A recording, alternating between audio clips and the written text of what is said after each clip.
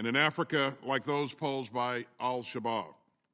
And it helps us maintain the integrated deterrent capability and global posture necessary to back up the hard work of our diplomats, our allies, and partners. Now, I know that Afghanistan remains this week to update our NATO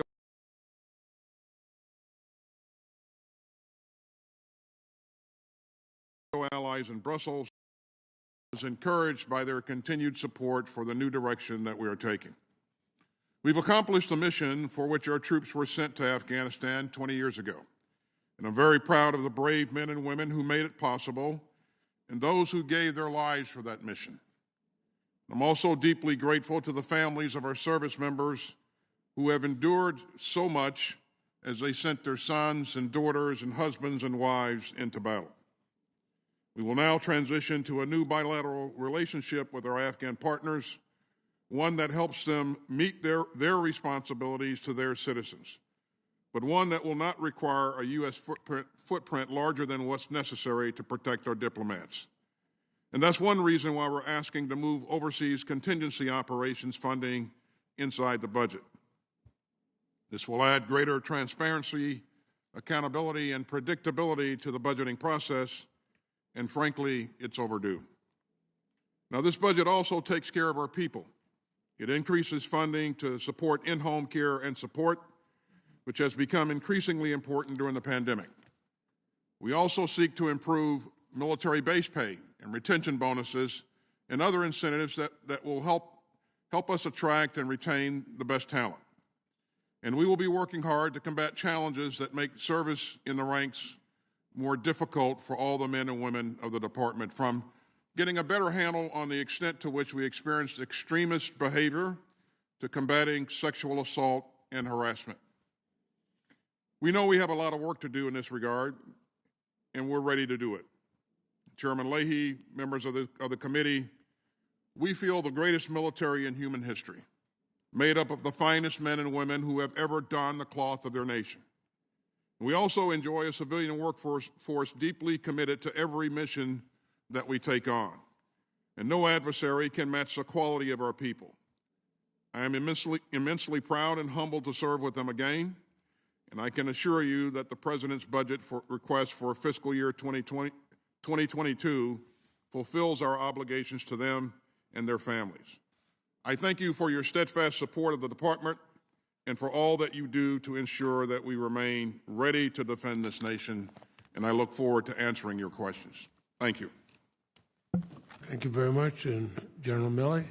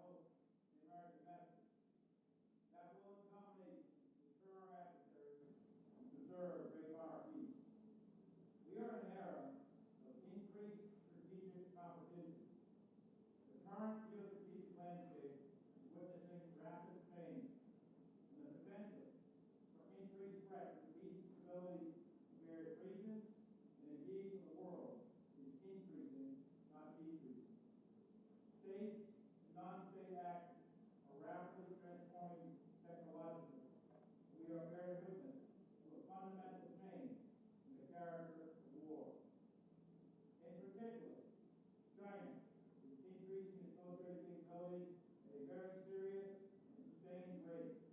And we must ensure that we retain our competitive and technological edge against this pacing threat the Secretary Austin has directed us to do. Readiness, modernization, and combat power are key to deter war and maintain the peace. And equally important, for the combat multiplier, teamwork, cohesion, and well-led units. We must resolve the issue of sexual assault and confront the issue of extremism. Both are corrosive to the very essence of what it means to be in the military. And they destroy cohesion, they destroy teamwork, and they reduce combat power. Additionally, we must continue to invest in leader development, talent management required for future operating environments. And finally, we must continue to nurture and sustain key strategic source of our strength, which is our network of many close allies and partners around the world. The Joint Force appreciates the work that our elected representatives do to ensure that we have the resources needed to train, equip, and man the force in order to be ready. The days of budget control act, as noted, are over, and repeated continuing resolutions which erode readiness are hopefully behind us for good. The Joint Force will deliver modernization of our armed forces and security to the people of America at the FY22 budget request of $715 billion. It is a significant commitment and treasure by the American people. And we know that it's entrusted to us, and we will work diligently to ensure it is spent prudently in the best interest of the nation. The FY22 presidential budget is a result of very hard choices in a year in which the nation has suffered economic hardship due to the COVID-19 pandemic. With alignment with our national security strategic guidance, this budget delivers a ready, agile, and capable joint force that will compete, deter, and win across all domains anywhere on the globe. And we are positive for continued overmatch in the future. This budget prioritizes nuclear modernization, long-range fires, hypersonic technology, artificial intelligence, shipbuilding, microelectronics, space, cyber, and 5G. These investments, in concert with our recently developed joint warfighting concept, will pave the way for a joint force that will win any future conflict. The PP22 defense budget request increases the readiness of the force by developing a joint force of the future, ensuring our people are our number one priority, and positioning us to achieve the teamwork. Consistent, predictable budget, reform of the will of the people are critical to this nation's defense and the health of this republic. And the passage of this budget in a timely way is critically important. The FY22 presidential budget strikes an appropriate balance between preserving present readiness and future modernization. It's a down payment on the investment of the future, with a bias toward the future operating environment. It is now that we must set ourselves on a path to modernize the joint force, and this budget is to contribute to doing just that. Many enemies historically have grossly underestimated the United States of America and our people. We are ready now and will remain so in the future, and any adversary of the United States should never underestimate our military capabilities, our skill, our will, and our combat power. Our job as your joint force, our contract with the American people, is that we, the United States military, will be able to fight and win when called upon. We will support and defend the Constitution, always and forever, and I look forward to your questions. Thank you both very much. Secretary Austin, on Monday, you and Secretary Blinken joined the President at the NATO summit, where he called the North Atlantic Treaty a sacred obligation of mutual defense, and we've discussed that meeting. I've said before, and past secretaries of defense of both parties' administrations have agreed with me that our nation's defense is strongest when we invest not only in our military, but in our people and domestic priorities that are the hallmark of this democracy. The Department of Defense is part of a network of federal agencies, including Department of State, Department of Homeland Security, Treasury, Commerce, Agriculture, and more that seek to secure our nation and promote our national defense. Secretary Austin, do you agree that our investments in education, medical research, nutrition, economic development, agriculture, environment, and all these do enhance our national security, support our nation's defense strategy? Chairman, I do. I think that one of the things that has occurred over the years is that we've fallen behind in our ability to produce enough scientists and engineers to be able to create the kinds of technology that we need going forward. So our goal is to make sure that we begin to reshore a lot of the things that we've exported to overseas capabilities in the past, and we'll need the technological base to be able to do that going forward. So I absolutely do, Senator Chairman. Thank you very much. And as a result of the unprecedented assault on January 6th of the Capitol, the National Guard spent nearly 5 months assigned to protection duties at the Capitol. Guard members from all over the country. The cost for that deployment is estimated to be over $500 million. Now, I know you were told the Guard would rightly be reimbursed for these costs. Senator Shelby and I are responsible for drafting a Senate alternative to the House-passed security supplemental. We have other urgent needs too: overtime, hazard pay, mental health services for our Capitol Police. All these must be met. My question for you is this: what happens if Congress does not pass a supplemental appropriations bill reimbursing the National Guard for these costs before the Senate and House go out of session in August? What's the impact on the men and women in the Guard? Well, the short answer, Chairman, is that it will impact their ability in the near term to be able to train and adequately prepare the Guard for its future, for its current responsibilities. And I would just like to say, while I'm answering this question, Chairman, that I'm absolutely proud of the work that our Guard has done. And you mentioned the tremendous work that they did in the Capitol, but they've also around the country been very instrumental in helping us to get shots out and into people's arms during the vaccination effort. They've answered the call to fight fires and other disasters, and so they've been very busy, and we need to make sure that we have the resources required to ensure that we can continue to train and equip the Guard. So. Well, I agree. I've seen what they've done in natural disasters in my own state of Vermont, but they're also in other states around the country. And General Milley, there have been calls to expand the defense budget if we face a dire outcome. But you said it's not simply about numbers, it's about having the discipline and the certainty to spend the money you have wisely. What are some of the consequences the Department of Defense faces, and by extension, of course, the men and women in uniform and their families, if we just simply put it on autopilot with a continuing resolution and stopgap funding? Thanks, Senator. I think that if we go to a continuing resolution, there will be significant negative impact on readiness and honesty. Things like contracts that we let in order to build bring in new equipment, etc. But also it will have negative impact on the training of the units from a day-to-day basis. We've gone through this drill several times over the past couple of years, but a continuing resolution is not a good course of action for the defense budget, in my opinion, and has significant impact. With respect to your question on the National Guard, just one quick piece on that. As you know, the National Guard, for all over the world, we have them committed overseas as well as domestically. They're tremendous investment, big bang for the buck with the National Guard, Air and Army. Over 50% of the United States Army is the National Guard.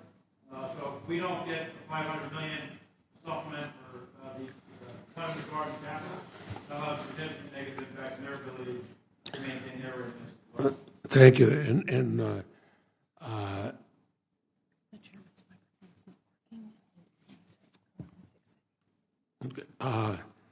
Secretary Austin, we have one thing we have in Vermont. We have a semiconductor fab that's part of the trusted foundry, as it is in many other states. We just passed a bill that includes $54 billion through the Commerce Department for such commercial fabs to revitalize and bring us up to date in microelectronics. But I ask, how is the department investing in such microelectronic technology? Because we're going on more and more networks, and we know that other countries are accelerating their use of such things. And I apologize to Senator Shelby for going over my time, but if you could respond to that, sir. Thank you, Chairman. As you've seen, there's $2.3 billion in this budget for microelectronics, and the Department of Defense is participating as a part of a whole of government effort to ensure that we begin to boost domestic production of key electronic elements that we know that we'll need going into the future.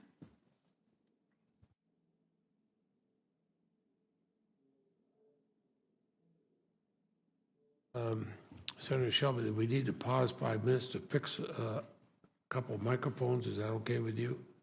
Or would you rather take your time first? Why don't you go ahead with your question first, then we'll pause. Okay, we'll pause for 5 minutes to fix the microphone.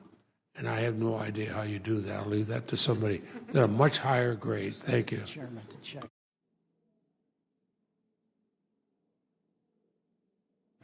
Wait a minute. I'd ask Chairman Milley, is it working now?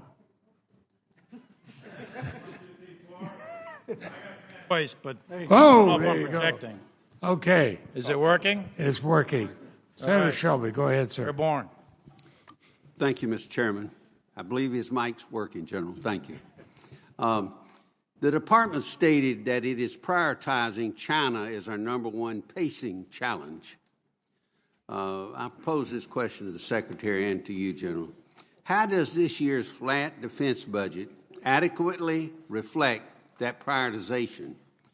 What specific investments are we making to counter China's increasing military capabilities, and assuming it appropriately prioritizes China, what are we ignoring? Because we can't do everything with a flat budget. And I know some of the stuff you can't talk about in this hearing today, but tell us what you're prioritizing and why, and if you are.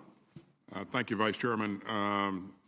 China is, in fact, our pacing challenge, and it is my priority focus.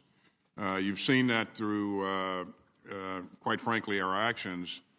My first overseas trip, along with Secretary Blinken, was over to the Indo-Pacific region. You saw me stand up a China task force that has helped to focus the efforts of the department on making sure that that we're doing the right things to create the capabilities and develop the operational concepts that we need to be successful. In terms of specific issues or capabilities that we're investing in this budget, you see almost $21 billion for missile defense and defeat, $6.6 billion for long-range fires, $52 billion investment for lethal air force, $34 billion for effective naval forces, and $12.3 billion for effective ground forces. And that's in addition to that, we're investing almost $28 billion to modernize the nuclear triad. So I think when you consider that, when you consider the $10.5 billion that we're investing in things like cyber, what we're doing in space to create additional capabilities, we are investing quite a bit.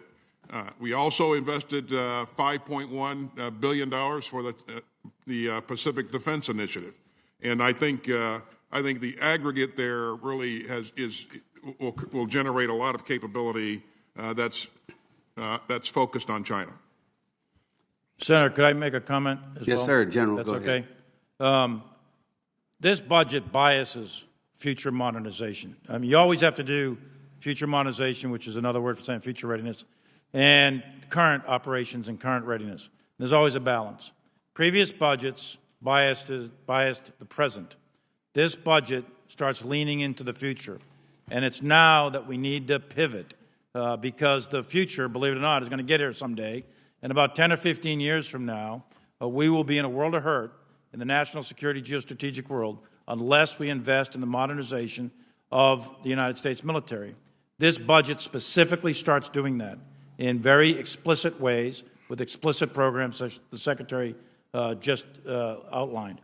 We are in the midst of a change in the character of war, perhaps the biggest change in over 100 years. And we are investing in hypersonics, robotics, 5G, microelectronics, and all kinds of investments in this. And this is the beginning of a pivot to a future U.S. military that will be able to maintain its overmatch in some future conflict against, for example, a pacing threat like China.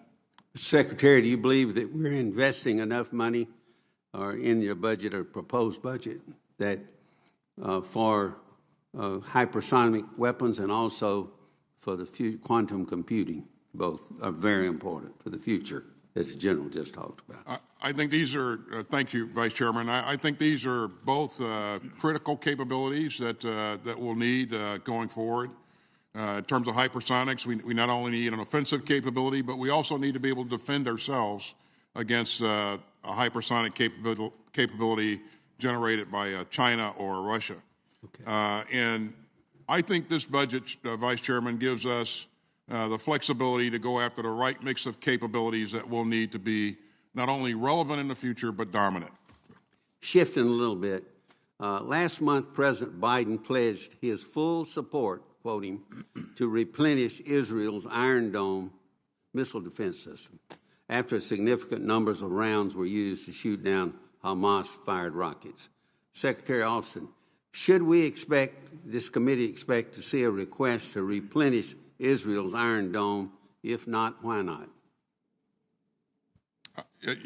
You will see a request, Vice Chairman. Okay. I've had this conversation with Minister of Defense Benny Gantz. We were together about 2 weeks ago, and he walked through the details of what his requirements were.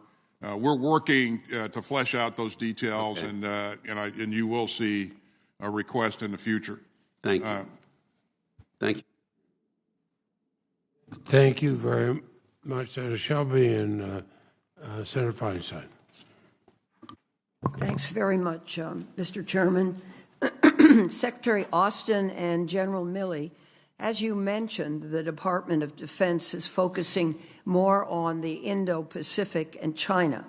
And I think we face, as a Californian, I think we face a challenging strategic environment, and that the United States has to be prepared to act in a region that's much closer in many respects to China than to the United States.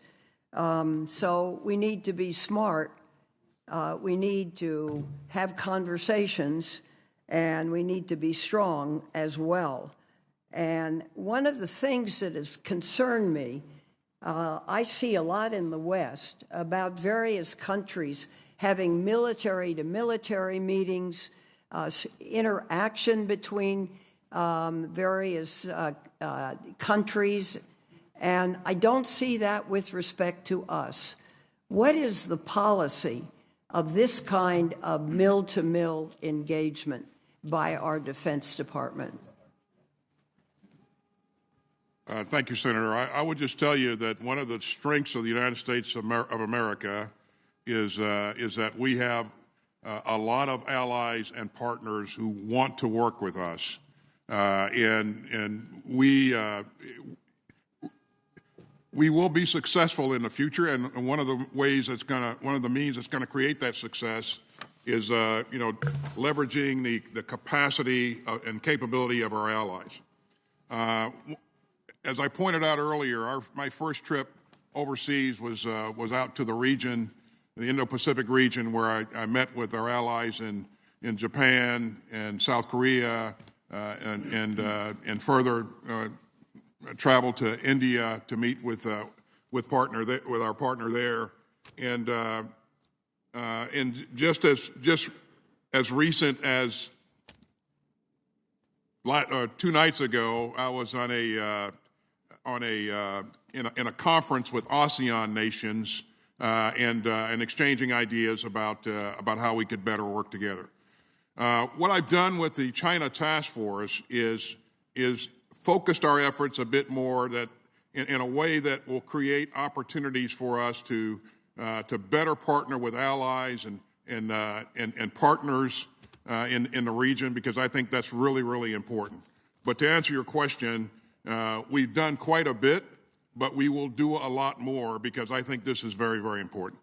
Thank Senator, you. Please. Our Indo-PACOM commander, Admiral Aquilino, and each of the services, Army, Navy, Air Force, Marines, to include Joint Staff, we interact with all our allies and partners in the Pacific on a routine basis. Yeah, I think your question may be directed about China, though, specifically China, and that is an issue. And we need to improve our mill-to-mill relationship with China in order to be able to de-escalate during crisis and to understand each other better. I routinely call my counterpart, but we are not doing it at echelon, and we need to improve the speed at which we can communicate. So it's push to talk. I can pick a phone up, or the secretary can pick a phone up. We're working through that. We want to improve those systems.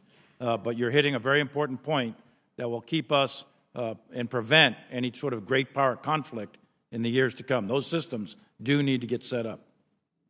General, thank you very much for that. It's very much appreciated, and I think you're 100% on the right track. So thank you. General Milley, recent reporting claims that at least 1,900 U.S. military firearms were lost or stolen during the past decade. They say mostly from the Army. Explosives have also gone missing. The reporting also says that the Pentagon has not been transparent about this. California authorities recently found a stolen military assault rifle in Fresno that was stolen 8 years prior from Fort Irwin. In 2018, a Government Accountability Office report found shortcomings in securing weapons. So I would just like to ask you to briefly outline what is being done today to see that there are no problems like this and that weapons are well secured. Thanks, Senator, for the question.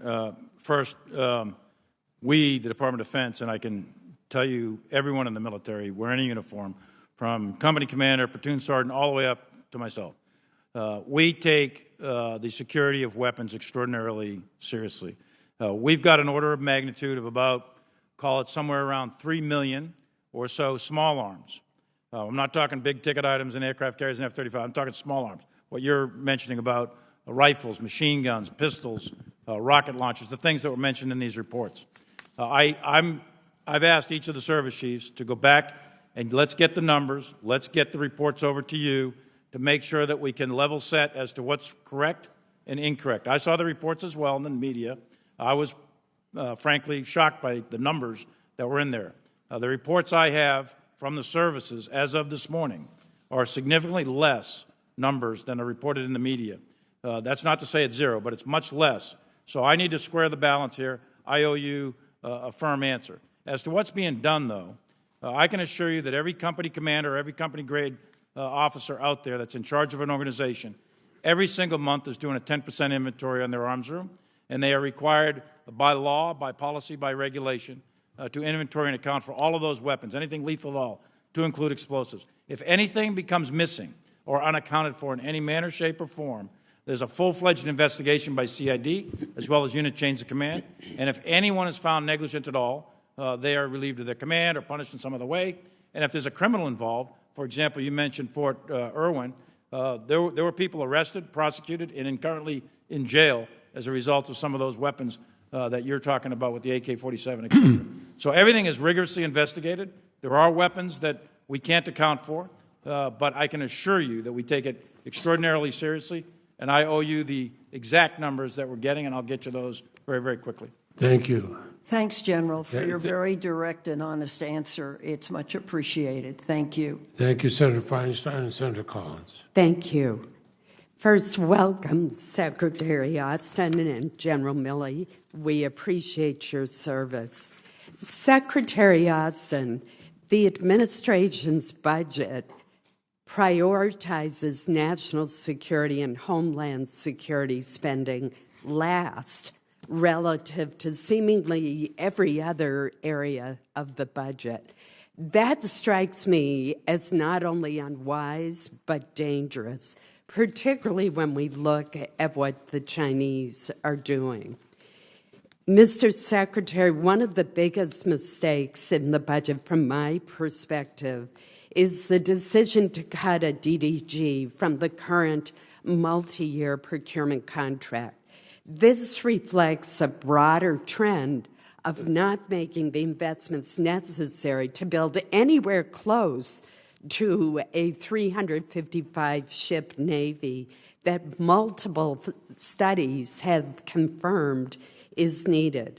China, on the other hand, now has the world's largest Navy, has about 60 more ships than our own fleet, and has surpassed our own 355-ship goal.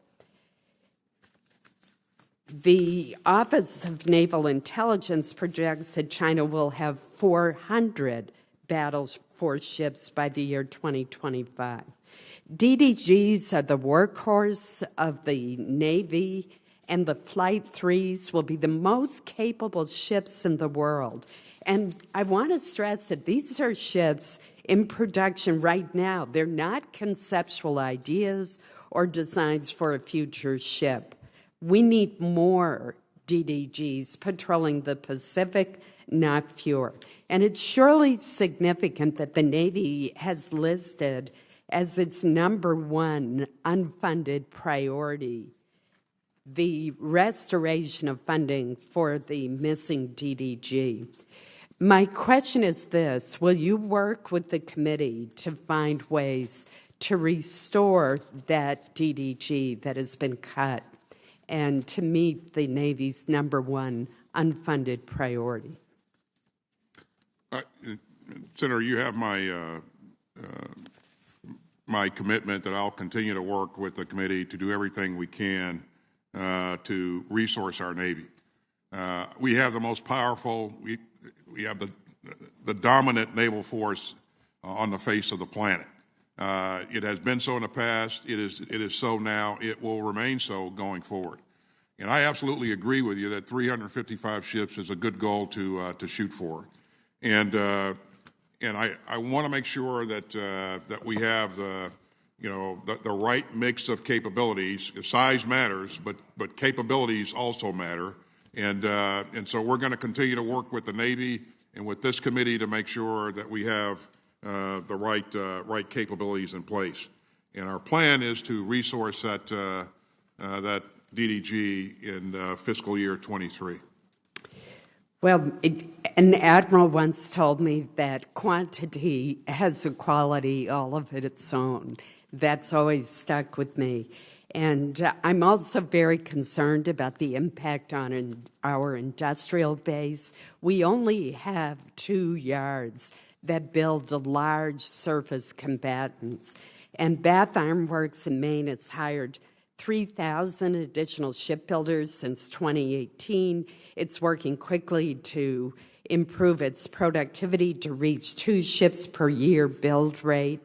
And it has a hot production line that's getting more efficient by the day. But if this budget passes, BIW is rushing toward a workload cliff that will lead to loss of jobs, reverse these productivity gains, and weaken the industrial base. So that's the other point that I would ask that you think about the importance of that productivity. Just very quickly for General Milley, I described to you my very first trip to Afghanistan when I met in an army tent, with the other members of the CODAL when Hamid Karzai had been smuggled back into the country. And we were allowed each only one question of him. And my question was, will you get girls back into schools? Will you reverse what the Taliban has done? I'm very concerned that Afghanistan is going to fall to the Taliban and that we once again will see the imposition of Sharia law and that girls and women will not be allowed to pursue an education or participate fully in society. Senator Shaheen and I have worked very hard about this issue and are very concerned. Do you have any comments in that area? Well, I would tell you this, Senator. Your concern is a valid concern. There's a range of outcomes here, and without going into classified probabilities here of these outcomes, there are a wide range of outcomes that we've looked at, and we assess that based on risk.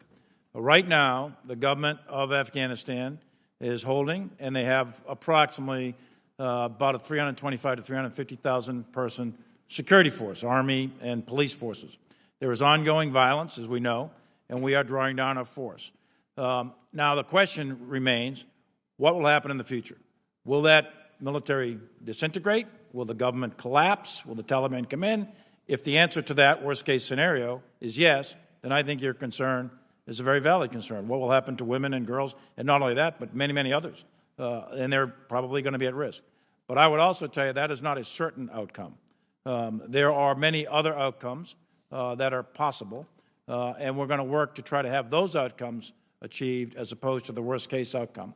This is not a done deal yet. It's the President's intent to keep an embassy open, to keep our security forces around the embassy, and to continue to work with the Afghan government, to continue to fund the Afghan security forces, and to keep that situation from devolving into the worst case. And that's what we're planning on, and that's what we're working toward. There are no guarantees in any of this. You're right to bring it up as a concern, and we're working to fulfill that concern. Thank you. Senator, I would just add on by saying we really appreciate the bipartisan support that we've gotten over the years for the women and girls in Afghanistan, and we're going to do everything within our power, as General Milley has indicated, to work through the embassy to carry forward with as much of this as we can. So. Thank you. Thanks very much, Mr. Chairman. Thank you, Mr. Secretary and General Milley, for joining us. At least two of the pillars of our national defense are civilian control of the military and our ambition, goal, demand that those who serve in the military be nonpartisan and above politics. America is bitterly divided on political questions. What are you doing to make certain that our military is not infected with this partisanship? Thank you, Senator. This is a very, very important issue for me. And also, I would add General Milley. The military has been apolitical in the past. It is apolitical now, and it will be apolitical going forward. There is no place for politics in our military. I fully expect that all of our troops will have the opportunity to participate in the political process, but the military will. We're going to do everything we can to make sure that the military remains apolitical. I can assure you as well, on the part of myself and the Joint Chiefs and the entire uniform branches, that is, we understand civilian control of the military. We are committed to being an apolitical military, and we will give our dying breath to defend the Constitution of the United States of America. Thank you. A critic may take a look at our budget and say our national defense budget continues to grow to record numbers, even though we may retrench from time to time. But the real threats may not be addressed by this budget. It wasn't a hypersonic aircraft or a missile or a stealthy group of saboteurs who closed down the oil pipeline, the Colonial Oil Pipeline, and really disrupted the American economy. And other vulnerabilities which we're obviously aware of are in the area of cybersecurity. What is our military doing to complement any other agency efforts in that regard? Well, Senator, the military, as you've indicated just now, is one element of a larger government effort to ensure that we can protect our networks. We have the ability to engage adversaries in kind of a forward manner at the source of the mischief, and we have the ability to sustain contact with potential adversaries. So we're doing three things: protecting our DoD networks, adding to the overall effort that the government has in terms of defense against cyber attacks, and also remaining engaged with adversaries forward deployed. And Senator, on the military side, as you know, we have Cybercom, and each of the service branches has cyber organizations inside it. We've got defensive and offensive cyber protection teams. We are very aggressive, not to be discussed in open testimony, but we are very aggressive offensively where needed and when directed, and we are continuing to build our defensive capabilities. The domain of cyber as a domain of war, as a domain of competition with adversarial nations, is a relatively new domain, and we are building those capabilities. We have the most significant cyber capabilities in the world. That doesn't mean it's perfect, and we witnessed what happened with the hackers in Colonial Pipeline, and we have to do much, much more. This budget puts about, I think, 2.3 or 2.4 billion into increasing our cyber capabilities just in the uniform branches. But there is a lot more work to do. There's no question about it, and this is an area in which we are vulnerable, and we need to continue to invest. Someone may look at a $750 billion budget for our national defense and question whether we are wasting any money in the spending of that amount. My guess is we are, even with the best of efforts on our part. Both of you have extensive backgrounds and careers in the military. What would you identify as the largest potential source of waste in our federal military spending at this point? One of the things that makes that is a challenge for us, Senator, is to be able to invest in the capabilities that we know that we need for the future, and as we do that, to divest capabilities that won't be relevant going forward. And so, as we hang on to systems that we know will not be relevant in the future, I think that creates drag on the overall budget. I think that that makes it more complicated for us. And so I would ask you and the committee to help as much as you can in terms of those things that we've worked with the services to identify that won't be relevant in the next fight. Help us to be able to divest of some of those systems. Mr. Secretary, that was a very tactful answer at a congressional hearing. I would just add that I think our procurement process in this country is in desperate need of reform.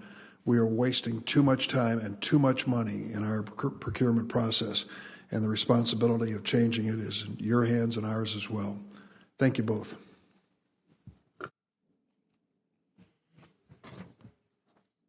Thank you, Mr. Chairman.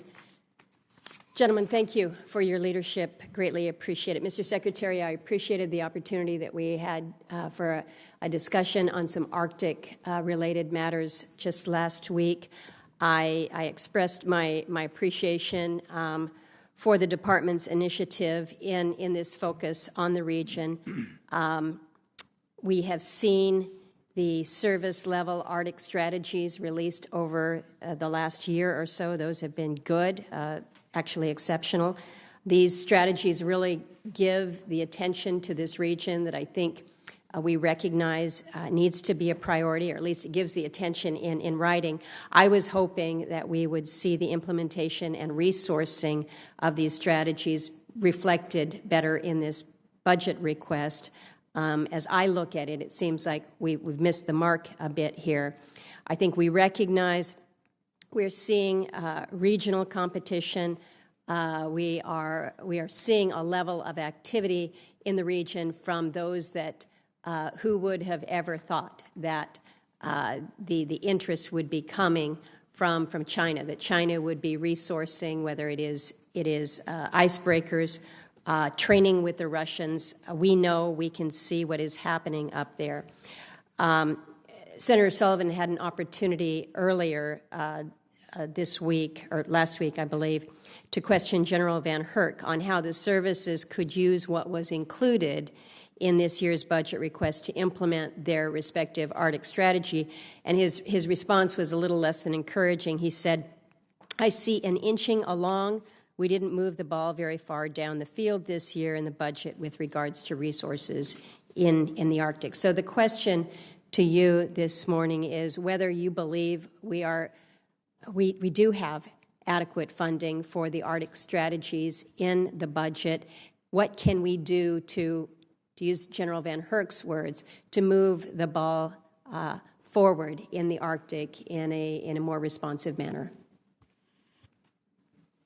Well, what we can do, first of all, thank you for your support of our efforts in the Arctic, Senator. They've been tremendous over the years, and certainly they've helped us. You've helped us in a major way. As you probably know, we are in the process of developing a national defense strategy. My goal is to make sure that our efforts in the Arctic, our requirements in the Arctic, are reflected in that new national defense strategy. And so, as we do that, it will help us to better link our resources to our strategy going forward. And again, there is some capability there now, but I agree with you. We need to better resource our Arctic efforts in the future. Well, as I've reminded folks when I start any conversation, right now the Arctic is not a hot spot, and I think we all would agree we want to keep it from becoming so. And readiness is what we need to speak to.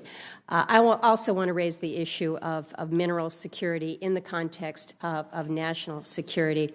President Biden's executive order on America's supply chains required the department to produce a report identifying the risks in the supply chain for critical minerals. Your report states that the United States has always relied on imports of strategic and critical minerals to meet its public and private sector needs. We recognize that. We certainly have strong domestic supplies in Alaska and elsewhere around the country. So the question that some might ask is, why is this important from a national security perspective? What are the consequences if we fail to create a domestic supply chain? Because we can continue to rely on resources from others. I think we recognize that right now we rely more heavily on China for these critical minerals, particularly in the area of rare earths, and that creates a vulnerability. It takes us back to a time and a place where we were very vulnerable, very reliant on others for oil. We're kind of heading in that direction a little bit. We're actually importing more oil from Russia right now than we are from Alaska. So from a national security perspective, if you could just speak to the consequences if we fail to secure a critical mineral supply chain. I think we've seen this play out in the recent past here. It's a risk to our national security if we don't have secure supply chains.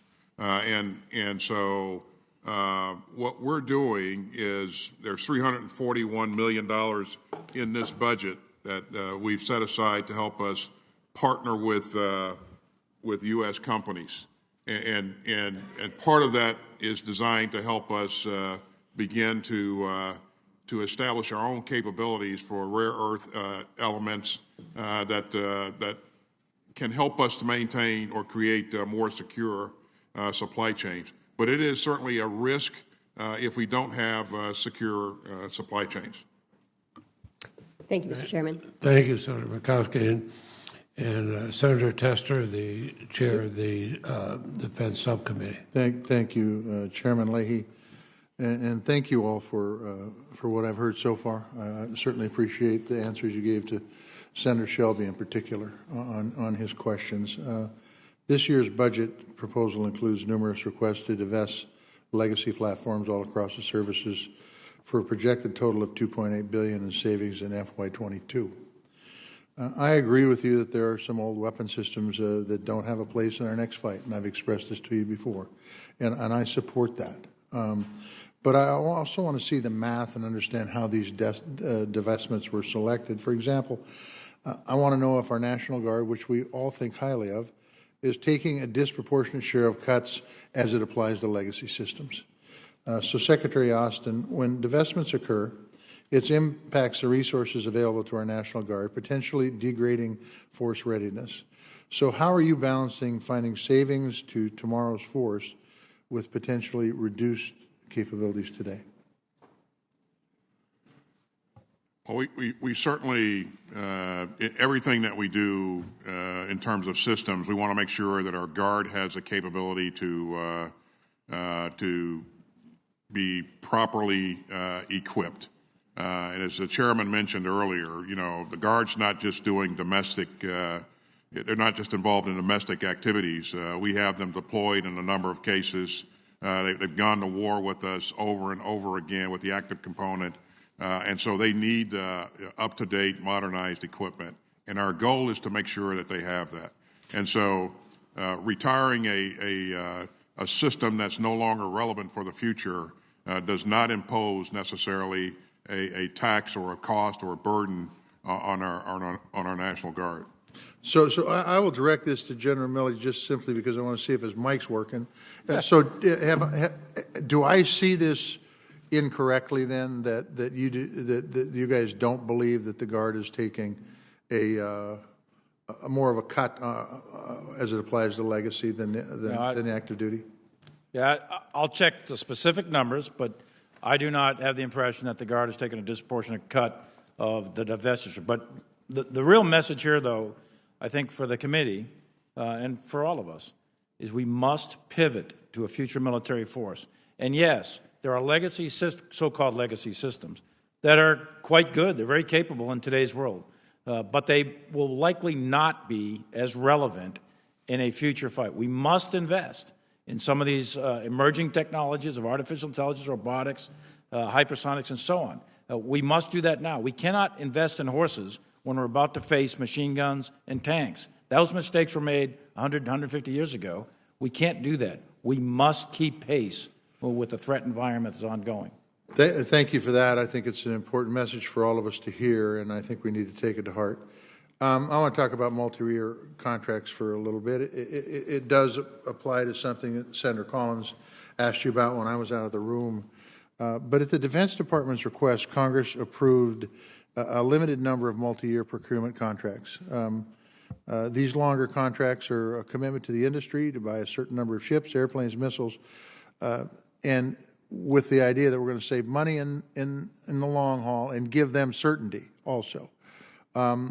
Secretary Austin, because multi-year procurement contracting authority is specifically provided by Congress at the request of the DoD, does the Department have an obligation to fulfill multi-year procurement contracts once we sign up for them? Thank you, Senator. The Department has an obligation to provide the best mix of capabilities that we can possibly provide to our services, where we can, you know, if we have the ability to honor a multi-year contract, then I think that's exactly what we should do. If we have to make a difficult choice and invest in something else, then I think we need to be prepared to make that difficult choice, and certainly that we'll pay a tax for not abiding by that multi-year contract.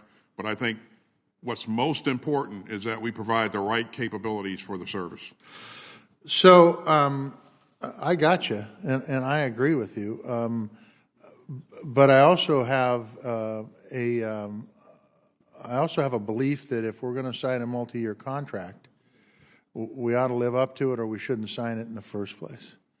You give me your thoughts on that, because and the reason I bring this up, the Department agreed to a Navy proposal not to fund 2 Navy's guided missile destroyers this year.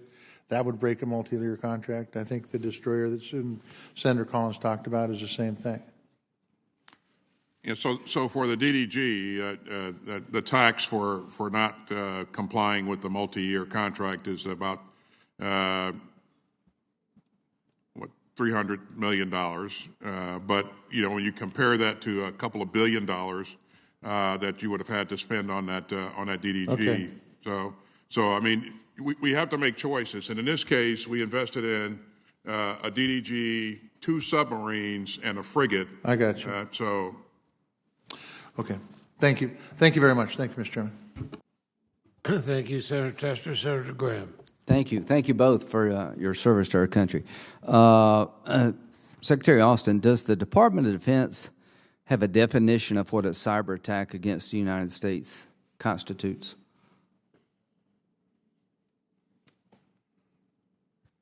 I don't recall a specific definition for. Yeah, I don't either, and I'm not blaming you. We need one. Don't you think we need to define what a cyber attack would be and rules of engagement about how to respond? Do you think that'd be a worthy endeavor for all of us? And I'm not blaming you. I think all of us need to do this. I think it certainly would be very helpful. Okay, that's good. I'm good. I got 5 minutes here. Iran. Do both of you agree with the assessment by just about everybody in the intel world that the Iranians are trying to develop a nuclear weapon, not a peaceful nuclear power program? I agree that if left to their own devices, the Iranians would acquire a nuclear weapon. Yeah. General Milley, do you agree that's sort of their end game here? Senator, I think yes, but I also know that I don't believe, and I haven't seen any evidence that they've made an actual national level decision to do that. But it is clear to me. You need to check with the CIA. Well, I have. Okay. So I'm talking about a national strategic. Yeah. Vision. Well, I don't know how they've set the groundwork. Okay. Where does the national strategic plan come from in Iran? It would have to be the supreme leader of Iran to make that decision. I don't know how you determine what he says or doesn't say. So here's my belief. They're trying to develop a nuclear weapon, and I hope we understand that, because if we don't understand it, it'll be hard to stop them.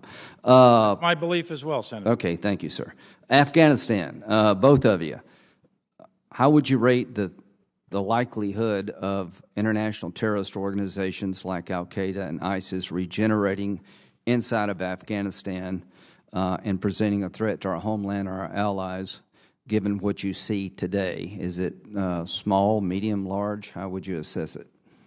I would assess it as medium. I would also say, Senator, that it would take possibly 2 years for them to develop that capability. Fair enough.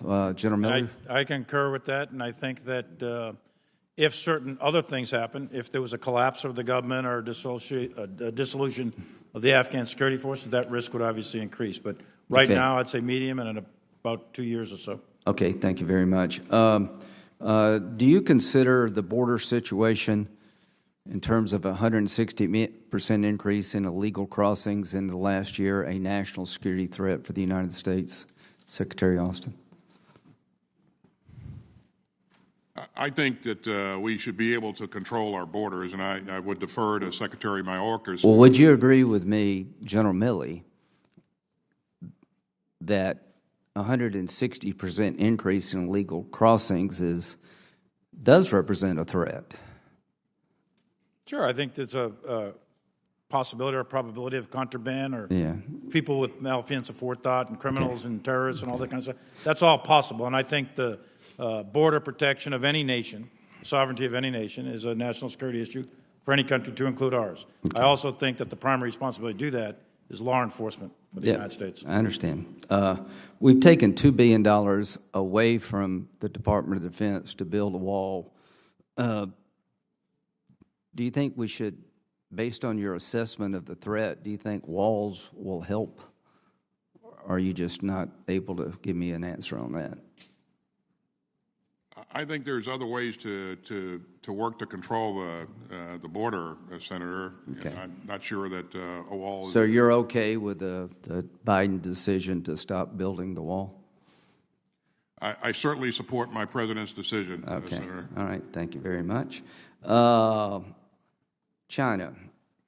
General Milley, in the next decade, given what we see today, where is China heading in terms of their military capability? China has announced publicly their intent to be a peer of the United States and to be militarily superior to the United States by mid-century. They have a program, a plan, if you will, national aspiration to do that, and they have a very, very powerful economy, and they intend to resource that to that end. That's exactly what they plan to do. And our response should be? I think it's incumbent upon us, the United States, to make sure that we maintain military overmatch relative to China in order to maintain peace and deterrence. If we fail to do that, it's my personal and professional opinion that we're going to place a future generation at great risk. Couldn't agree with you more. Thank you both. Thank you very much, and Senator Shaheen.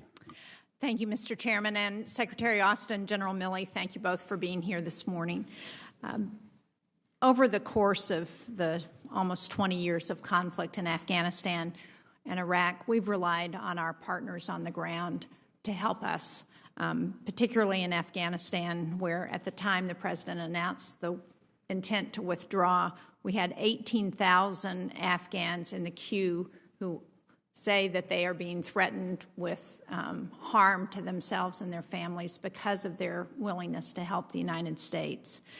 General Milley, you've stated that the Department was rapidly preparing plans to evacuate Afghans that have worked with the U.S. government. Can you give us an update on those plans and whether you think we are in a position with what appears to be a rapid end to our withdrawal from Afghanistan to help those people who are in the queue? Yes, Senator, and I said those remarks a couple of weeks ago. You did. Planning is ongoing. The Department of State is the lead agency to work with any host nation on the evacuation of citizens who desire that. In the case of Afghanistan, there's a special immigrant visa program. The State Department's running that. They're working it. We, the Department of Defense, we, the military, are in support of Department of State's plans. We're working at echelon, from embassy all the way up to Washington, D.C. Lots of planning is ongoing. Various contingencies are out there, and we have to wait and see what the situation is as it develops. We, the military, are capable of doing basically whatever is directed, and we're very confident we can do whatever is required. Well, I have expressed my concerns to the State Department as well, and when I did that a month or so ago, I understood that there were 3 people who had been sent on temporary duty to help with the backlog. That is not going to get us through 18,000 people. And given the potential threat, I hope that DOD will coordinate very closely with state so that we don't have the kind of situation we had when we withdrew from Vietnam. Could I, Senator, if I could, my professional opinion, I do not see that unfolding. I may be wrong. Who knows? You can't predict the future. But I don't see Saigon 1975 in Afghanistan. Good. The I Taliban appreciate are not that, the and North I hope Vietnamese that's army. correct. Yeah, the Taliban just aren't the North Vietnamese army. It's not a similar. It's not that kind of situation. You have our commitment, Senator, that this department will do everything within our power to number one, support the State Department's efforts. If we're required to generate capabilities like transportation, whatever we're required to do, we'll be fully behind this effort. So. Well, thank you. Just to follow up a little bit on Senator Collins' question about the impact on women and girls, and we discussed this, General Milley, several weeks ago, but are we working with our international partners to protect those vulnerable populations as we leave and once we have left? I think we, the military, are doing everything we can to ensure that those that have worked with us and those that remain are protected to the extent that we have that capability to do that. But realistically, if we're not there, we're going to have very limited impact on the protection of those that are still in Afghanistan. And if certain scenarios unfold, too early to tell if that's going to happen, but if they did, then yes, your concerns and everyone else's concerns about women and girls are justified. Thank you. I think, General Milley, you were talking about pivoting to future military force and the need to invest in hypersonics and robotics and AI. You also talked about that, Mr. Secretary, and I certainly agree with that. But as I look at some of the situations where our aggressors have been successful in the last decade, it's really been through hybrid warfare and gray zone efforts. And what are we doing to address those? Because as I look at the potential for Vladimir Putin to engage again in Eastern Europe, as I look at the potential in the Asia-Pacific region, it's those efforts that I am most concerned about. And so how are we responding on those efforts? On the uniform side, we just published, in fact, the Secretary just signed, the Joint Warfighting Concept. And embedded within that is a concept of integrated deterrence. It's a concept of globally integrated operations and gray zone operations, as you call them and as we call them. Those are fully part of that. And so what are we doing specifically? SOCOM has a very big role to play with all of our special forces. Obviously, the domain of cyber and space play a critical role. Our ability to see and develop intelligence, surveillance, and reconnaissance in that area, and there's a lot of money in this budget to do just that. So those are the type of capabilities, along with other agencies in the government, that would deal in levels below the level of open armed conflict. If you get into open armed conflict, you'll still face hybrid war with not only conventional forces, but also irregular forces. And irregular warfare is one of the key parts of the current national defense strategy, and I expect you'll see that again in a future national defense strategy. Thank you very much. I'm out of time, but I have a final, very brief question. Would we be in better shape to protect the Arctic and other South China Sea and other aspects of our oceans if we were a member of the Law of the Sea Treaty? I personally think it's a good idea to support the Law of the Sea Treaty because it's all about freedom of navigation. We are the principal nation that advocates freedom of navigation. It's our Navy that goes around on a day-to-day basis enforcing freedom of navigation or implementing that. And I think the Law of the Sea is a key part to that. So I would advocate for doing that, yes. Thank you. Thank you very much, and Senator Blunt. Thank you, Chairman. Thanks to... And incidentally, just so people know, that we're going to have a vote at this, not to come out of Senator Blunt's time, but we're going to have a vote in about 10 or 15 minutes. When we do, I'll take a 10-minute break at that time. I will come back after the vote, and anybody else does, just so we know. But go ahead, Senator. Thank you, Chairman, and Secretary Austin, General Milley. Thanks to both of you for your service and for being here today. I also want to commend your efforts in developing a national defense strategy that takes into account China's continued growth and their global influence and their obvious commitment economically, militarily, and in other ways to compete with us and to better us if they can, and we, of course, don't want to let that happen. I know Senator Murkowski talked about mining and minerals. We produce no nickel in the country today. We produce no lithium in the country today. We have about 10,000 mines that have closed, some of them for environmental reasons, some of them because whenever they try to open in an area where China has made a studied effort all over the world to get control of these various minerals and resources, they would just undersell any American company or any company anywhere in the world that tries to compete. And I think that's an area of great concern. I didn't hear your entire answer to Senator Murkowski, so you might have covered that already, but I do think from a defense perspective, we have to start looking at this supply chain of what it takes to have the equipment we need to defend the country. If there's anything either of you want to say on that you haven't said, I'd be glad to give you a moment. Well, thank you, Senator. I'll just say I absolutely agree with you. The department agrees with you. And that's why we're investing some $341 million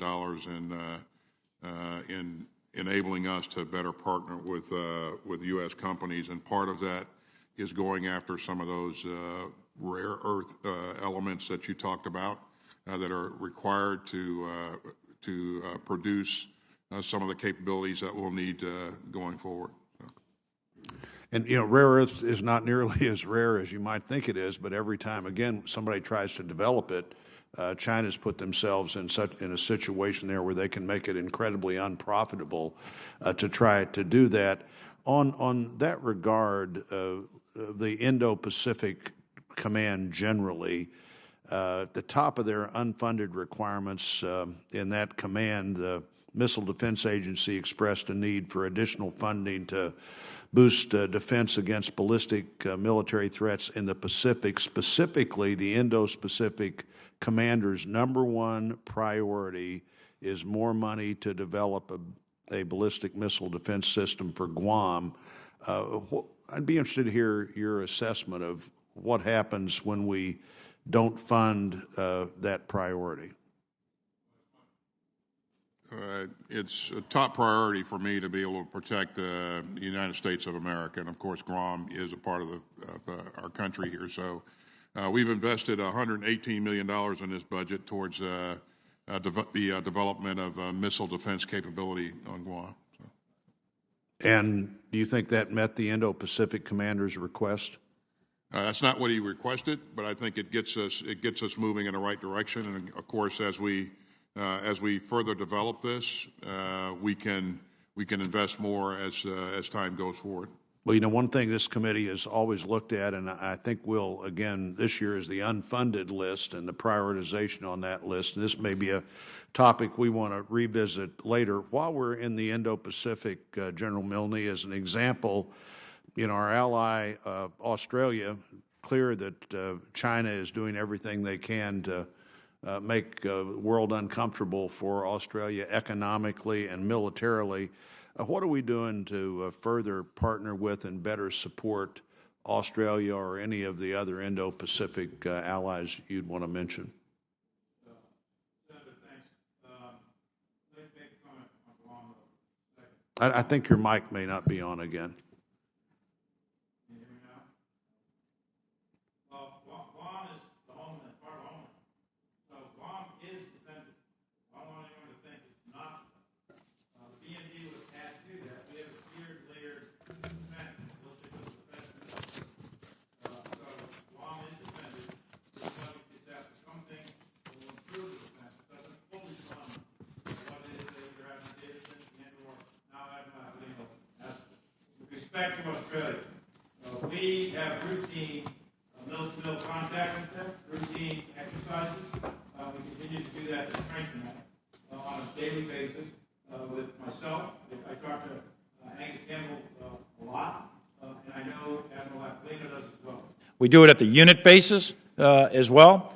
So we're doing it in the Navy, we're doing it in the Army, we're doing it in the Marines, we're doing it in the Air Force, and we work very, very closely with them in cyber and with space capabilities. So we're very interoperable with the Australian military, and they, of course, they've conducted operations with us in both Afghanistan and Iraq very regularly. So we're very tight with the Australian military. Well, I think that's the kind of thing that our adversaries and our friends and our potential friends look at, and I'm glad you're continuing to do all the things that you're doing there. It's obvious, it's noticeable, and at the same time, it's important. Thank you, Chairman. Mr. Chairman, thank you very much, and welcome Secretary Austin, General Milley, to the committee. I really do appreciate all the work you're doing to make sure that our armed services are a professional and welcoming environment. But one thing I am concerned about is that within our armed forces, we are still seeing discrimination and extremism, and I really encourage you to continue your focus for this on the department. I know there's a long ways to go. And another similar problem is sexual assault. After all of the work that has occurred, as you both know, over many, many years, I'm not satisfied that there's been meaningful progress in ending sexual assault and sexual harassment in our services. Congress has provided significant funding and authorities and been patient with studies and training programs, but the numbers remain far too high. Your testimony referenced those problems, but I want to know what specific steps you think need to happen to finally make meaningful progress in eliminating these problems in the rank. Secretary Austin, if you want to start. It may be helpful just to kind of tell you where we are in our efforts to take on this very important issue, Senator. And I absolutely agree with you that a lot of effort has gone into this, and we've gotten a lot of support from this committee and others to help us focus on this over the years. But we haven't made much progress. So one of the very first things I did coming in as secretary was issue a directive to the services to provide me input and their best advice, best ideas on how we could improve. But beyond that, I commissioned an independent review commission by direction of the President to look at ourselves on sexual assault. 4 lines of effort in that commission. The first is accountability, and that addresses how we prosecute violations or sexual assault offenses, and of course this addresses the UCMJ. Another line of effort was prevention. Another line of effort was climate and culture, and then finally victim care. I've already gotten the input back on accountability, and I've talked about that input with the service secretaries and the service chiefs. Very shortly, I will make a recommendation to the President on how I think we should proceed. But clearly, I believe we have to take a different approach to be able to restore confidence in our system. I think right now we're at a point where we don't have the confidence that we should have in our young troopers who are in our ranks. And so we have to do something about that. Okay, thank you, General. Yes, Senator, and I've said publicly, and I said in testimony in other committees, you're correct. We haven't moved the needle, and we haven't reduced significantly or even a little bit the numbers, the actual numbers of reported sexual assaults. Therefore, we need to do something fundamentally different. The IRC, the Independent Review Commission, is coming up with recommendations. I've had an opportunity to interact with both the Commission and obviously give my advice to the Secretary. And I and the other chiefs are very open to fundamental and significant change in the Uniform Code of Military Justice with respect to sexual assault, sexual harassment, and related crimes. We are reviewing the other lines of effort very carefully, and I think you're going to see some substantive change here very shortly. Very good. I look forward to seeing that soon. Thank you. Secretary Austin, as you know, military families face a range of challenges on a day-to-day basis. And, one study shows 1 in 8 military families are experiencing food insecurity, with that rate being higher, actually, in some areas of the country, like my home state of Washington. I hear frequently from families in my state about the long wait lists for child care. Military families from Washington state struggle to find affordable housing, with shortages of military family housing on base and rising prices for homes. Talk to me about how you're going to prioritize these issues and empower the department to take meaningful action to improve this. Well, as you know, Senator, we had some issues with these types of things before the pandemic. Correct. The pandemic exacerbated these problems because spouses lost jobs, you couldn't get child care and that sort of stuff. So we have made provisions in this budget to address military family support programs, and I think you'll see near $8 billion that'll be focused on this, and I think it will provide tremendous help and assistance going forward. Well, thank you, and I look forward to supporting that. Retention and recruitment, these are absolutely critical issues to that effort. So thank you for that, Mr. Chairman. Thank you. Thank you very much. And Senator Hoeven, recognize you. I understand the vote will be on time, so when you finish, we will take a short recess. Thank you, Mr. Chairman. Secretary Austin, in the 2022 budget, the nuclear modernization efforts is adequately funded, both the GBSD and the LRSO. I understand the administration wants to do a nuclear posture review. Two questions in regard to that. Will that be completed prior to the determinations in the 2023 budget as far as upgrading the nuclear mission? And also, will you commit that it will be done with an eye toward the escalation of both Russia and particularly China in terms of their overall military and certainly in terms of their nuclear capabilities? Our plan is to complete the review within the next year or so, yes, to answer your question. And the second question is, absolutely, we'll take into consideration the current threats and emerging threats as we do the review. Would the existing U.S. strategic deterrent remain credible if China fielded forces twice the size they have today? I think we have to look at deterrence.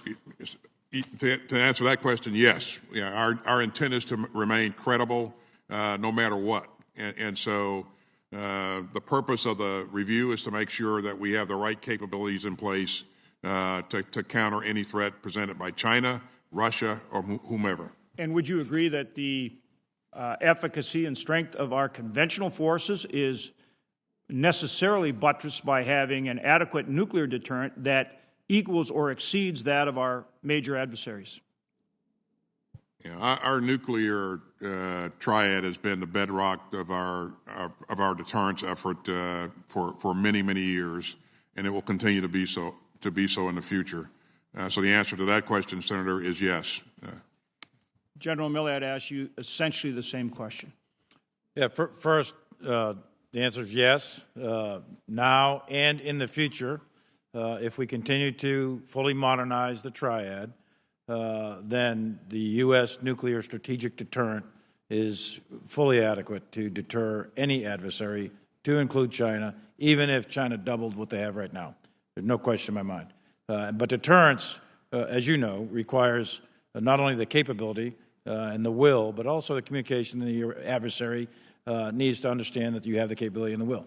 So all of that together, it's a complicated piece there, but all of it together, I'm very, very confident that our nuclear systems, once modernized and fully modernized, today they're adequate, and I think once modernized, they'll be adequate in the future.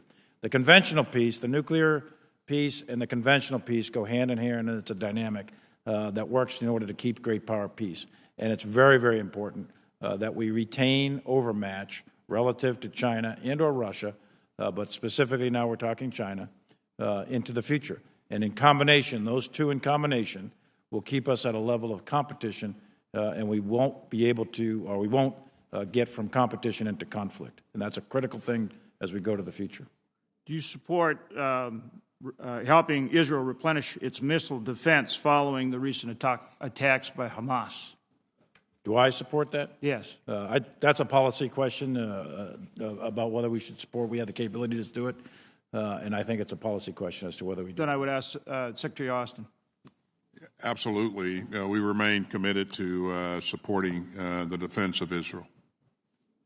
General Milley, does the 22 budget request provide you with the tools you need to compete in the Arctic region, particularly with the focus that both Russia and China are putting on the Arctic region?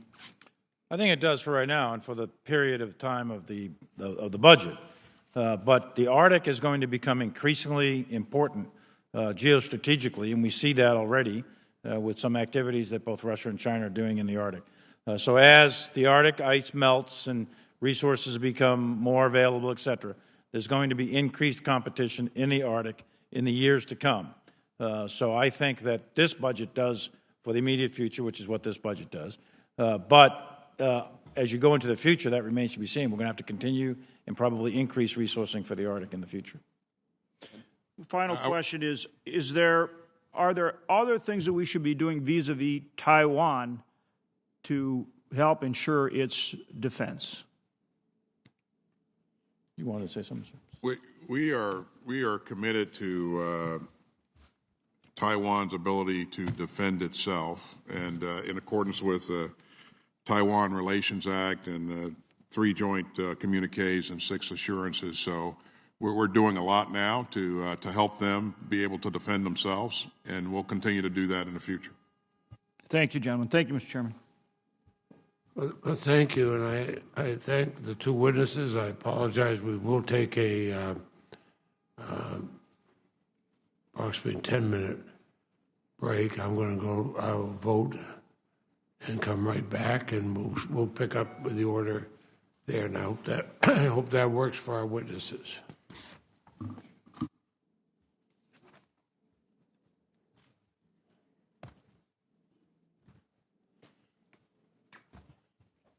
Hey, what's up with the comment?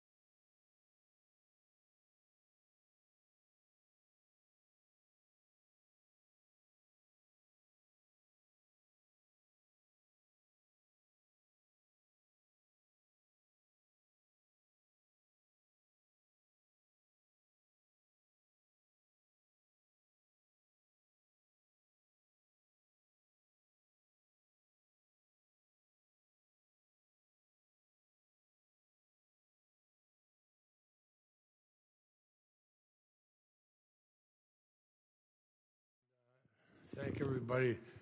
We'll go back to the hearing. Senator Baldwin next, and then if others come back to the hearing, we'll go to them. Senator Baldwin. Thank you very much, Mr. Chairman, and thank you for your service. I have your top line request this year is $715 billion.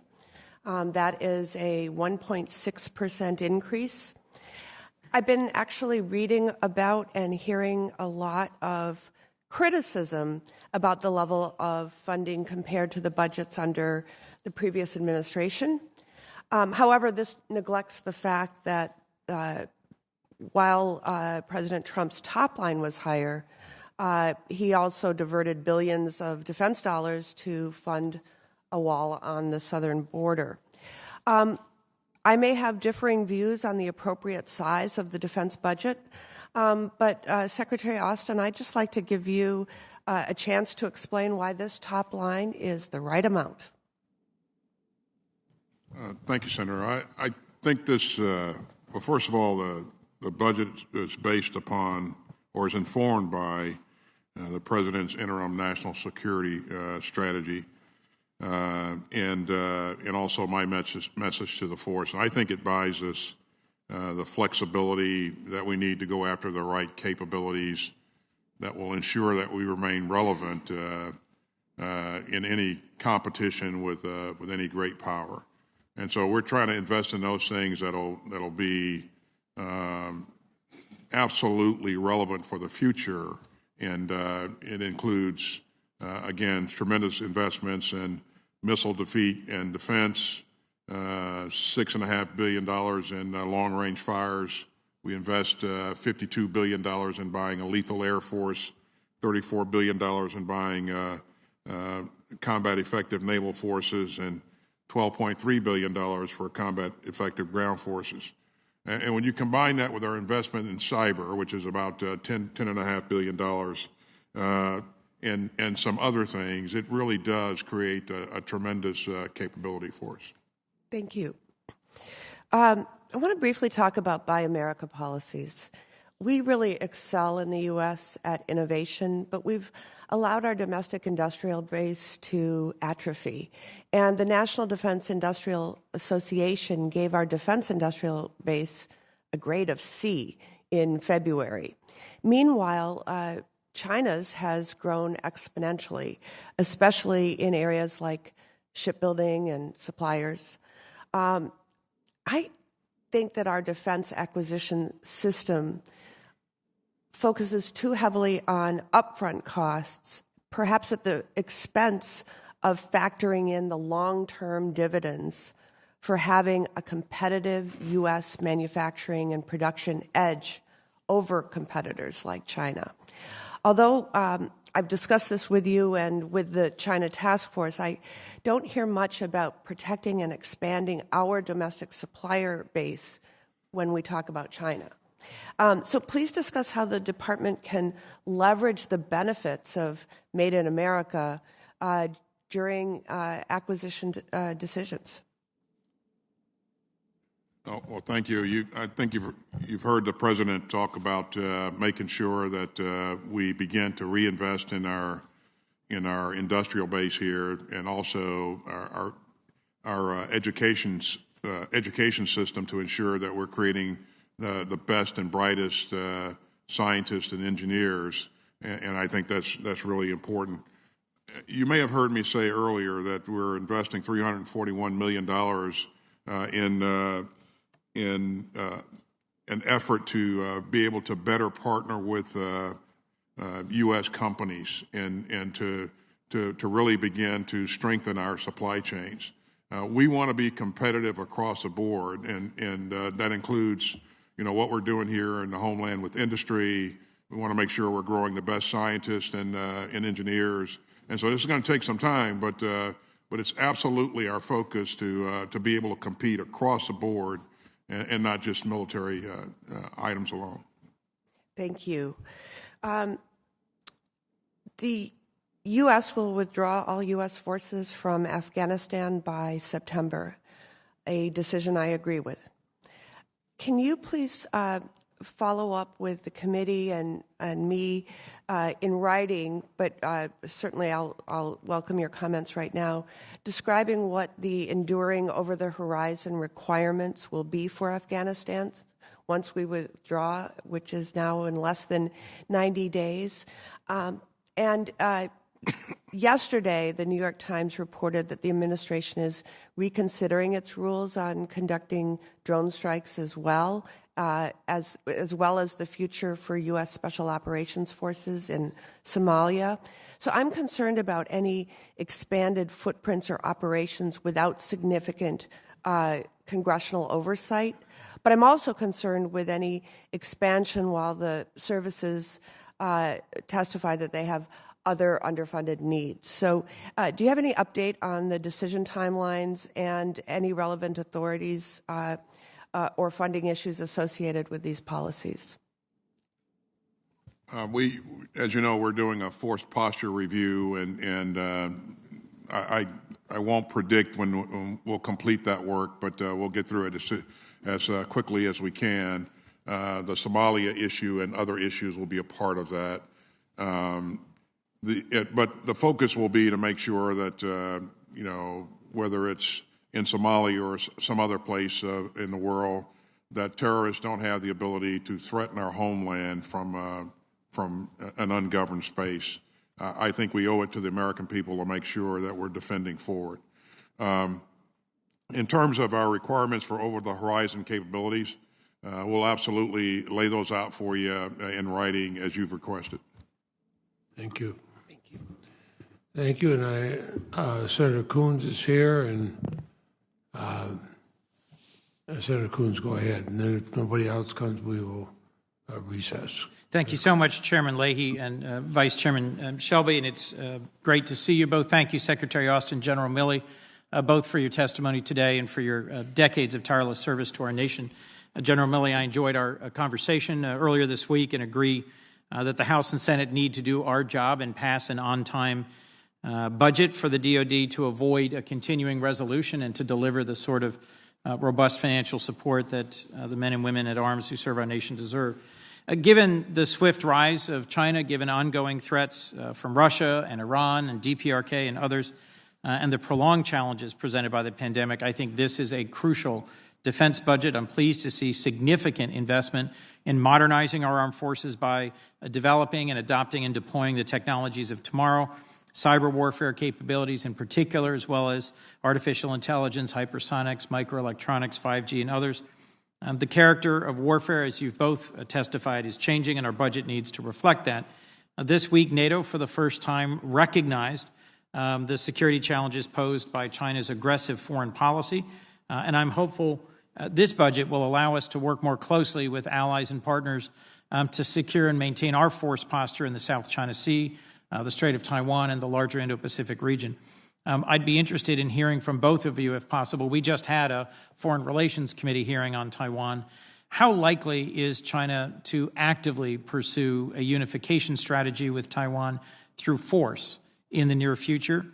How are we working with allies and partners to deter China from taking any further provocative action in the Taiwan Strait? And how does this budget support capabilities relevant or critical for deterrence more broadly in the Indo-Pacific? If you might, Mr. Secretary, and then Mr. Chairman. Uniting with Taiwan is no question a goal of China in terms of what the timeline or time frame for that is left to be seen. And of course, there are a number of intelligence estimates that address that issue, and an issue that we'd have to go into closed session to address.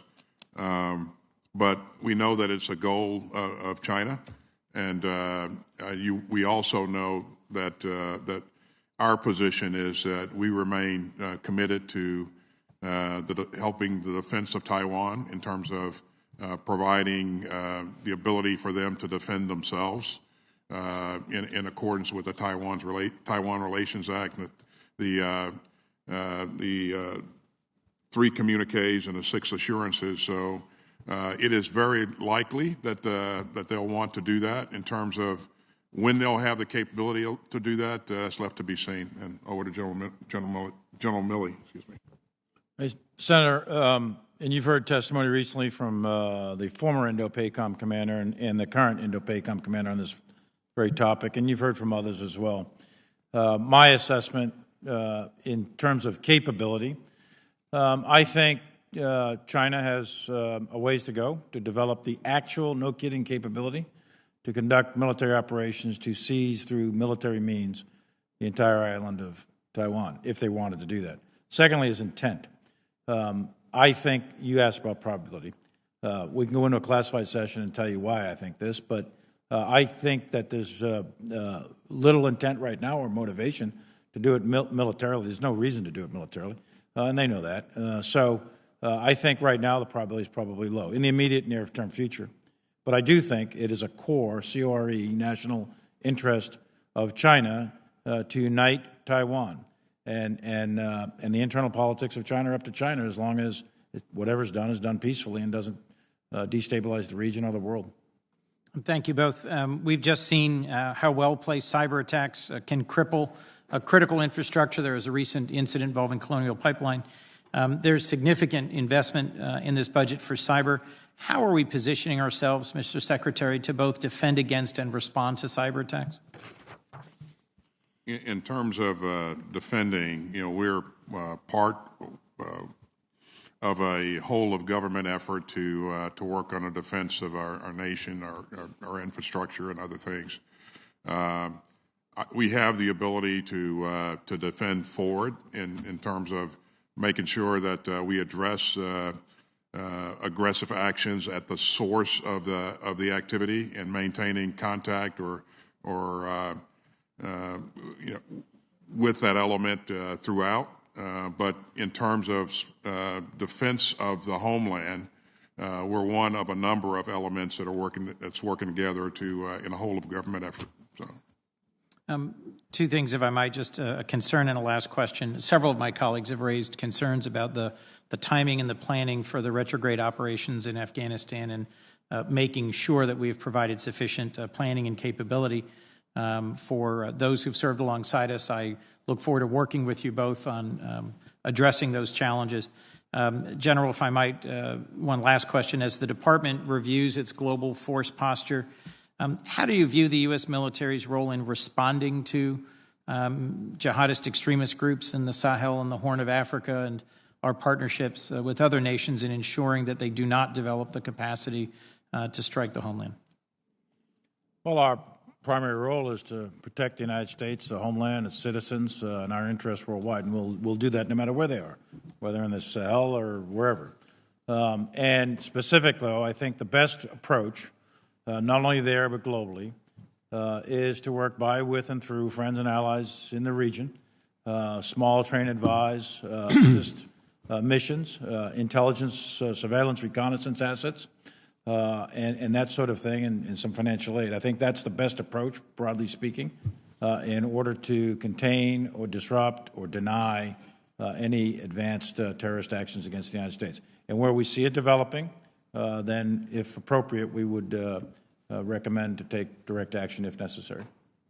Thank you both. Thank you, Mr. Chairman. Thank you. Thank you, Senator Coons. And Senator Murphy. Thank you very much, Mr. Chairman. Thank you both for your service in appearing before the committee today. In 2017, Senator Portman and I authored and passed into law the Countering Foreign Propaganda and Disinformation Act. This is legislation that established the Global Engagement Center at the Department of State. We did this primarily because Russia and China, as well as lots of non-state actors, they understand that today's information environment allows them to have real-time access to a global audience. They often have a first-mover advantage. They flood the space with information that's deliberately manipulated so that it's mostly truthful with carefully crafted deceptive elements. And these actors can gain leverage to threaten our interests. understanding that this capability to combat misinformation lies both at the State Department and at the Department of Defense, I understand that in the final months of the Trump administration, there was a move made to let the military run these influence campaigns, sort of commonly referred to as PSYOPs, let them run them more efficiently with, from what I understand, less input from the State Department. And I understand, Mr. Secretary, that you are right now in the middle of a review. I understand the need to move fast. We want to be able to confront that first mover advantage that many of our adversaries have in the information space. But I also believe that the State Department needs to maintain their lead role in public diplomacy overseas. And so my question is this: do you believe that we can balance quick response when it comes to information warfare along with maintaining a meaningful lead role for the State Department in public diplomacy?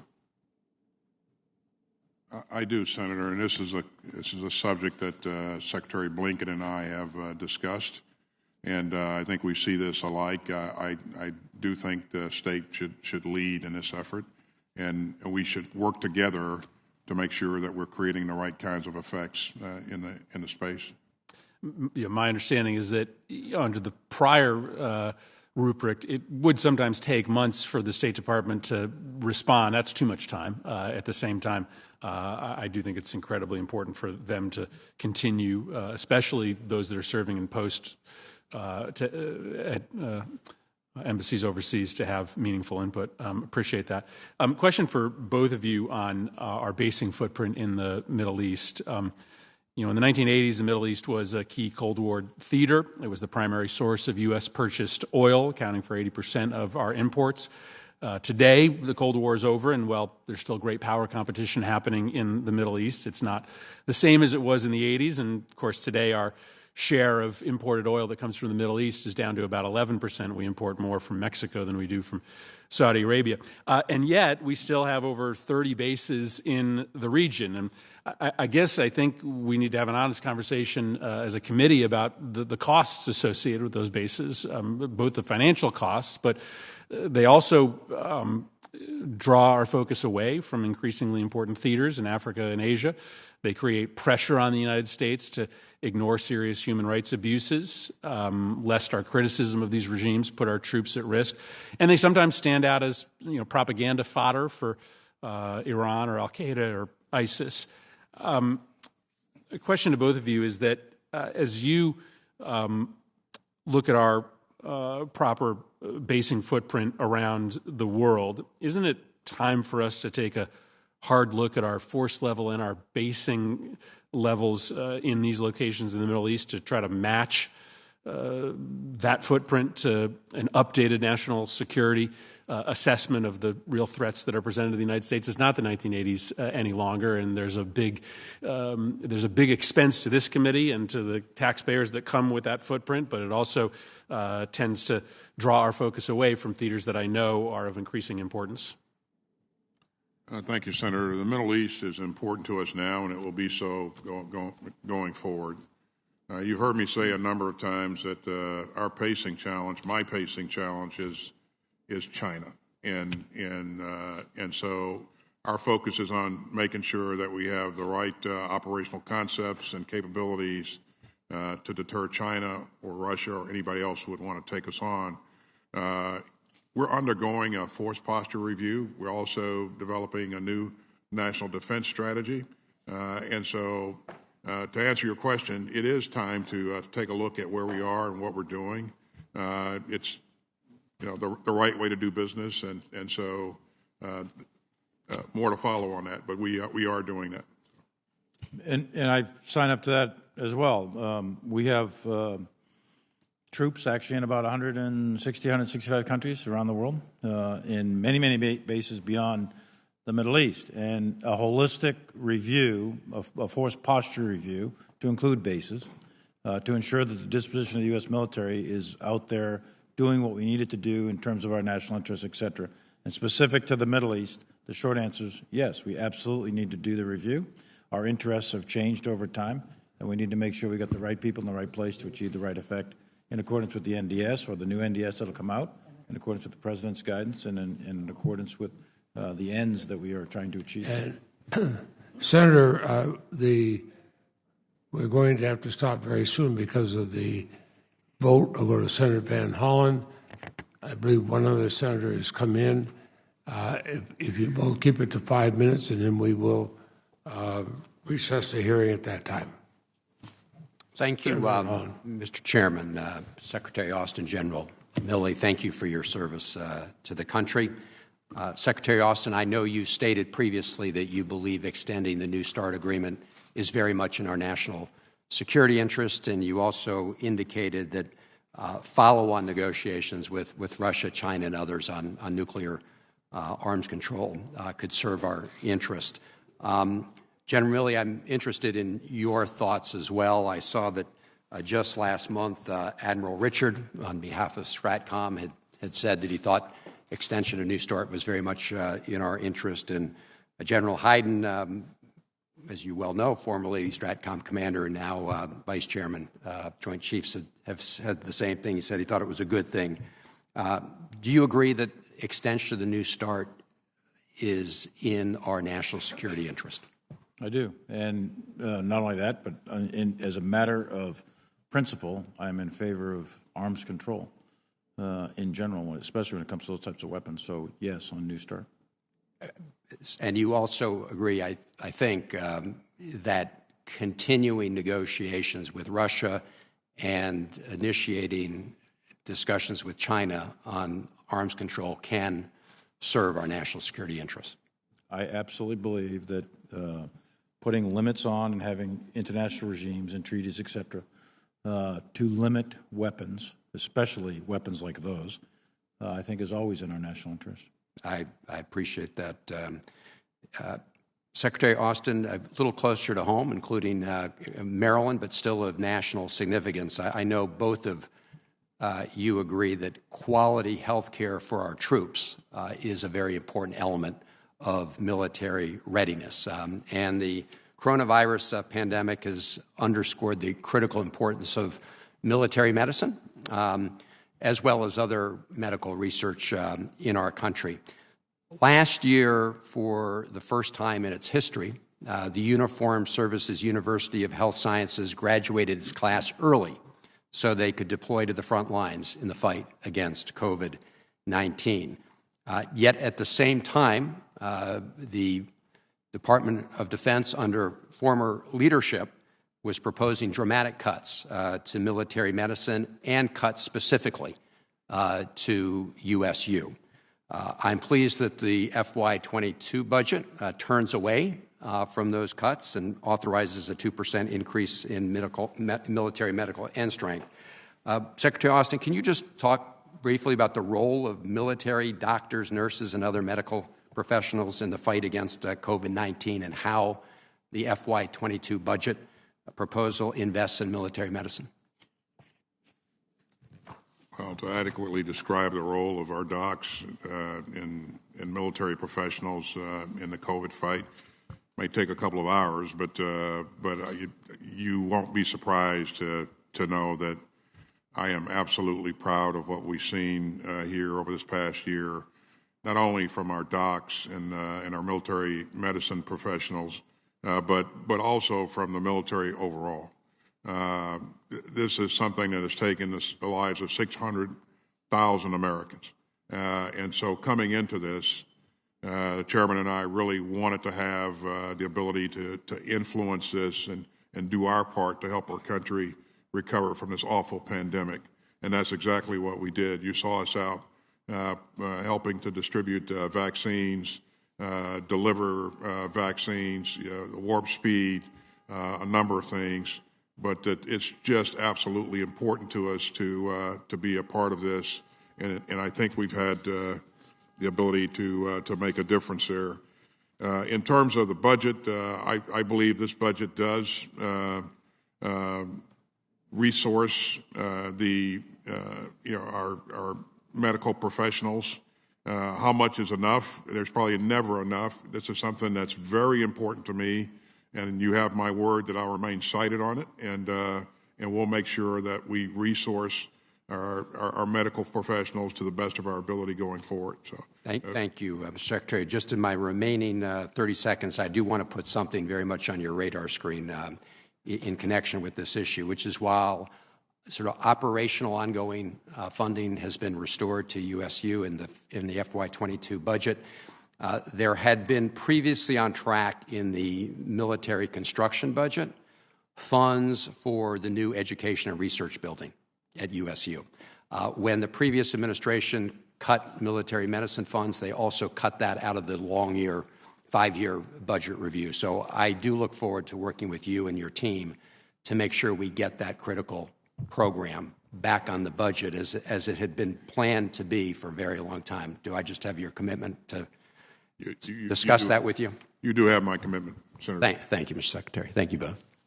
Thank you very much. And Senator Brown, you're recognized for 5 minutes, and then we will adjourn, but I will keep the record open for questions until Thursday of next week. Thank you, Mr. Chairman. I want to preface my first question, and it'll be both gentlemen. I think defense is the most important thing we do here in the federal government. I think that infrastructure is important. We're wrestling with that as well, but the states can weigh in on that. And the one thing that we should do and do well is defend our country. I'm going to quote the General Mike Mullen made back in 2010, saying that the most significant threat to our country in his mind is not the red menace, but the red ink. I'd like each of you to comment on what General Mike Mullen said back in 2010, and I think if anything, back then we were significantly less in debt than we are now. And just note for the record is Admiral Mike Mullen, not General. Admiral. He's a mentor of mine, so he'll be honored that you called him a general, Senator. I know him well enough to know that he was always focused on making sure that we could afford the capabilities that we needed to defend this country, and so making sure that we not only had a budget, but we had a budget on time. So we didn't have to continue to go through continuing resolutions because, as you know, you can't do new starts when you're in a continuing resolution. That was a principal focus of his, and as I hear him talk today, it remains a principal focus. But I certainly would agree with him. We have to have timely budgets, and they have to be adequate to resource the capabilities that we need. And as you heard me say earlier, I think this budget does that for us. It gives us the ability to go after, the right mix of capabilities that we need to defend the nation. So, Senator, thanks. And I served for Admiral Mullen many times, and I know he wanted to be a general throughout most of his career. He did pretty good as chairman of the Joint Chiefs. I get a call from him every week. So, but what he's talking about there, I think, was the budgets, but also in a broader sense, Admiral Mullen was talking about the U.S. national economy. And as you look at national security and you take a very wide-angle view, you're not going to have a military unless you have a robust, healthy, vibrant economy. You're just not going to have a military. We're a very expensive entity. 50 cents on every discretionary dollar spent. Half of the president's budget is going to defense. $715 billion is a lot of money. And that can't be done unless there's a very robust economy. So in the very wide-angle view, and looking at it holistically, your economic strength and vibrancy is perhaps your number one critical national security capability that you have. From a strictly military standpoint, however, I think, strictly military standpoint, China is, as the Secretary said, the pacing threat. And it is the pacing threat as we move forward into the years to come. China is going to be, it will become the greatest geostrategic challenge militarily that the United States has faced in a long time. Well, thank you. And for the short time I've been here, the process works seemingly in this way. One side of the aisle puts great emphasis on defense. The other side of the aisle does on domestic spending. Neither one of us has the political will and discipline to do anything about the stuff that we like most. That is why I think it's incumbent upon defense to subject itself to audits, to find all the ways that you can get better value out of. And I can say this with almost absolute certainty. You cannot keep doing what we've been doing in the short time I've been here, which has added nearly $10 trillion to our debt, to be able to do anything in a healthy fashion in the long run. You can't run a school board that way. You can't run state and local government that way. And the rigor of the marketplace or the economy, which has competition that keeps you in line, prevents any other entity from performing the way we do here. And I'd love to see, Secretary, that you embrace cost cutting, getting better value out of the money that we spend, and especially having audits that are done soon so we can take a peek at what's going on, not only in defense across the government, because you cannot justify this with the modern monetary theory, and just because you can get by with it, you keep doing it. Thank you so much.